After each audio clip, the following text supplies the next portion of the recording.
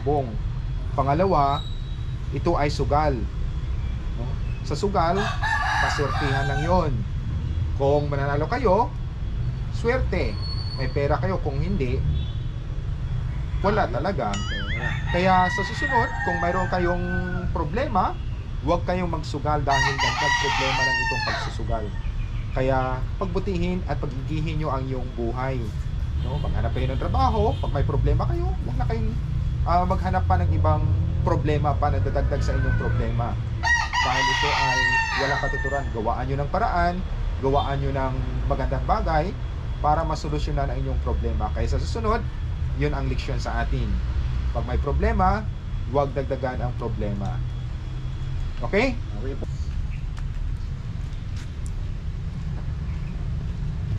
Siyempre, mukhang malungkot ka, mukhang malalim yung pinagdadaanan mo ah. Ano bang problema mo? Dadasal ako at ano eh. Napakalaking problema eh. Mo, baka magawa natin ng paraan yan. Malaki pre. Sa sobrang gipit sa ano, pangangailangan tulad ng mga anak ko nag-aaral. Kapos ako sa pera eh. Kaya dadasal ako sa Panginoon na bigyan niya ako ng biyaya. Eh, meron naman tayo siguro magagawang paraan yan. Meron akong pwedeng may solusyon dyan.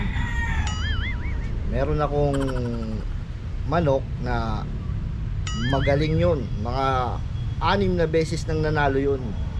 Pwede tayong magkapera dun pagka ilinaban natin. Oo. Baka mas lalo tayo pre mabaon yan. Eh, hindi naman siguro. Pwede natin subukan kung Mahirap yun pre. depende kung ano. Eh, ayan, walang katalo-talo yan. 6 na beses nang nanalo yan. Kung gusto mo, ilaban natin. Baka manalo tayo uli ngayon, magkakapera tayo.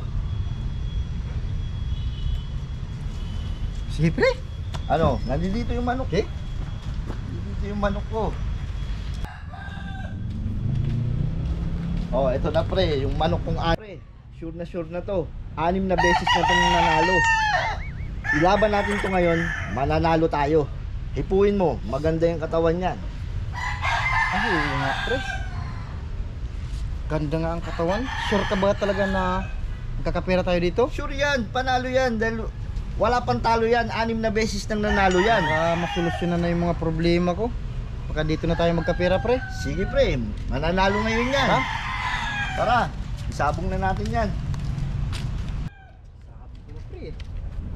Eh, wala. Sabi ko na pre. Lang kasiguraduhan yung manok eh. Eh, alam ko bang matatalo tayo ngayon eh. Tiwalang tiwala ako dun. 6 na beses nang nanalo yun eh. Alam mo na, nasilat lang tayo ngayon. Naunahan lang kasi yun. Eh, hindi ko naman alam na madadali tayo ngayon. Ayun tuloy, hindi kundi lang problema ko, naging doble-doble pa dahil sa sabong. Sayang. Kaya ano, bukas, sa susunod, babawi tayo. Meron pa akong mga manok dyan. O ano, pagka nakaipon-ipon tayo, halimbawa magkapera. Hindi na pre. Maghahanap ako ng pera ngayon dahil sobrang gipit ko na naman. Pre, ano nangyari sa inyo? Bakit malungkot yung mga mukha? Eh, ganito sir eh. Hinaya ko kasi siya magsabong kasi may problema. Yung manok ko na 6 na beses nanalo, hindi ko naman alam na masisilat ngayon. Eh, naunahan lang kami. Natalo tuloy yung pera niya. Eh, may problema pala tong kaibigan ko.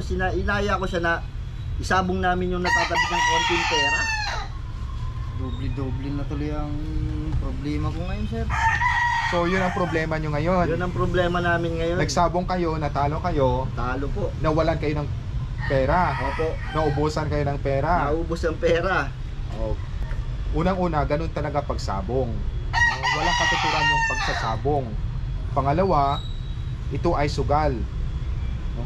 Sa sugal, paswertihan lang yon. Kung mananalo kayo, swerte, may pera kayo. Kung hindi, wala talaga. Kaya sa susunod, kung mayroon kayong problema, Huwag kayong magsugal dahil dagdag problema lang itong pagsusugal. Kaya pagbutihin at paggigihin nyo ang iyong buhay. No? Maghanap kayo ng trabaho. Pag may problema kayo, huwag na kayong maghanap pa ng ibang problema pa na dadagdag sa inyong problema. Dahil ito ay walang katuturan. Gawaan nyo ng paraan, gawaan nyo ng magandang bagay para masolusyonan ang inyong problema. Kaya sa susunod, yun ang leksyon sa atin. Pag may problema, huwag dagdagan ang problema. Okay? Okay po.